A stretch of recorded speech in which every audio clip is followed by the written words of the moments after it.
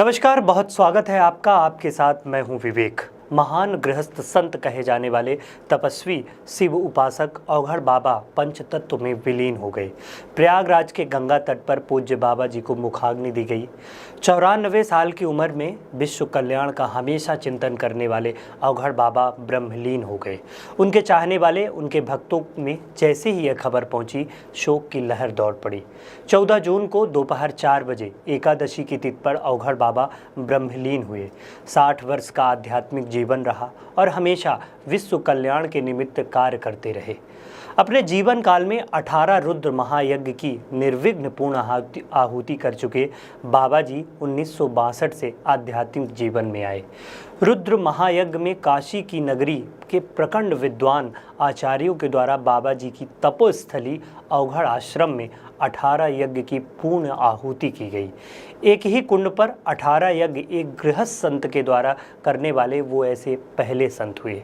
कहा जाता है कि उस हवन कुंड के दर्शन मात्र से पुण्य लाभ प्राप्त होता है और बाबा जी इसी त्रयोदश ज्योतिर्लिंग के रूप में औघड़ेश्वर महादेव की स्थापना करने की ओर अग्रसर थे।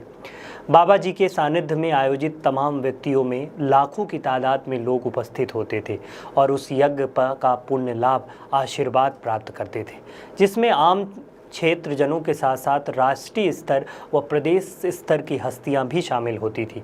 कई बार बाबा जी के द्वारा देश, प्रदेश और विश्व के संबंध में कई भविष्यवाणियां 100% सत्य साबित हुई हैं। विगत 34 वर्षों से अन्न का त्याग कर मात्र आलू का सेवन करते थे, जो अपने आप में एक कठिन तपस्या कही जा सकती है। दीन दुखियों के उत्थान के लिए बाबा हमेशा शिव आराधना के तल्लीन होते थे।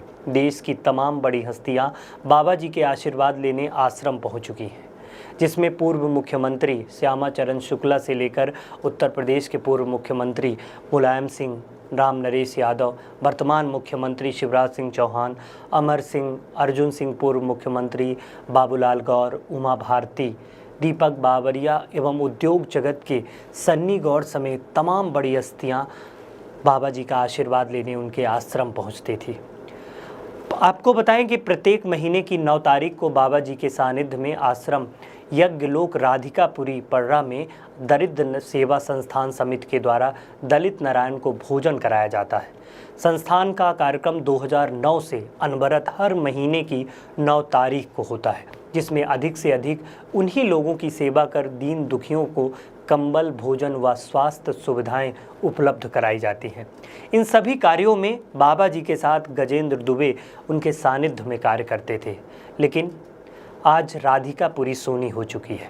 भौतिक रूप से क्षणभंगुर बाबा जी का मानव जीवन ब्रह्मलीन हो चुका है। उनके चाहने वाले, उनके भक्त के लिए यह पल बेहद पीड़ादायक है, जिसमें बाबा जी की स्मृतियां बस शेष बची हैं। लोग जैसे ही बाबा जी के देव लोक गमन की सूचना पहुंचती हैं, भारी संख्या में उनके भक्त और लोग आश्रम पहुंचना शुरू कर चुके थे। लेकिन अगर कुछ बचा था तो बाबा जी की स्मृतियां बची थी, बाबा जी की यादें बची थी। राधिकापुरी के चारों तरफ धार्मिक वातावरण फैला हुआ था। बाबा जी का भक्ति का प्रभाव कुछ ऐसा था कि दूर दराज से लोग हों, चाहे आम लोग हों, चाहे खास लोग हों, आशीर्वाद लेने आश्रम की ओर रुख करते थे।